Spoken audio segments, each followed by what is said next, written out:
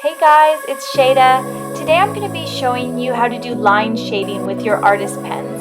This type of shading has a very wabi-sabi or perfectly imperfect quality to it, and it lends itself wonderfully well to journaling. So let's get started.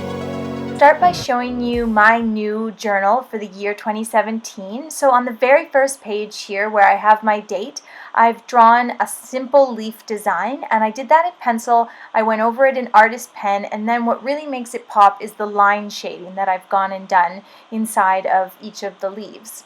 On my second page, where I've put my name, I've done, again, a very pared down design of a wreath, just these pairs of leaves on an oval, but it's the lines that makes it come together elegantly.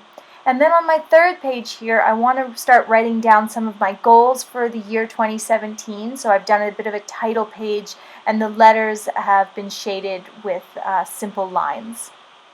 That's all I have done so far. So now let me take you through the next few pages, and I'll sort of guide you through what I'm going to do with my journal and some different line shading.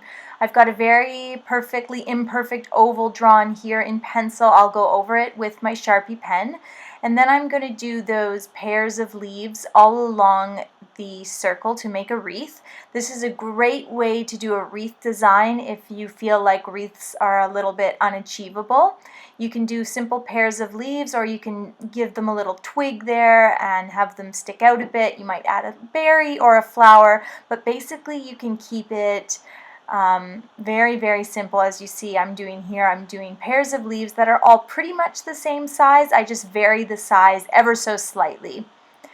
And then I'll show you on that title name page there, I just did very simple line shading in all the leaves, meaning I just filled in those leaves with lines. What I'm going to do on this wreath is slightly different, and that's just for variety's sake since it's my journal.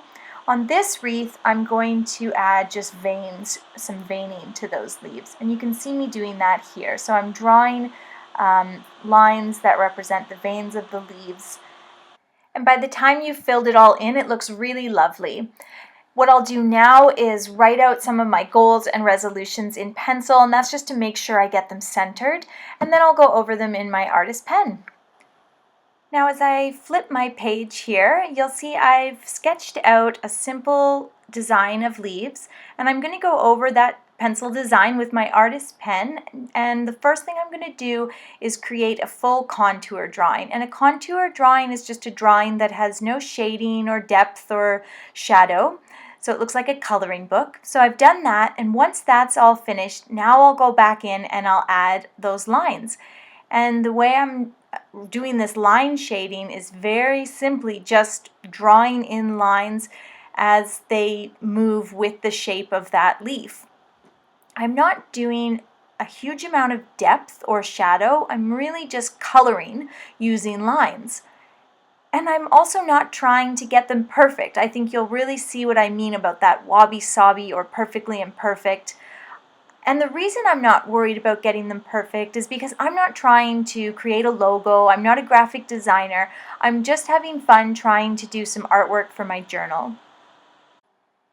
To break up all the stuff about me, the sort of name page and the goals and resolutions, I'm going to write a little quote across the bottom of this page. And again, just doing it in pencil first to make sure it's centered, and then I go over it in artist pen. Now as I flip to my last page, I'm just going to sort of leave you with another shot of me doing the contour drawing and the line shading.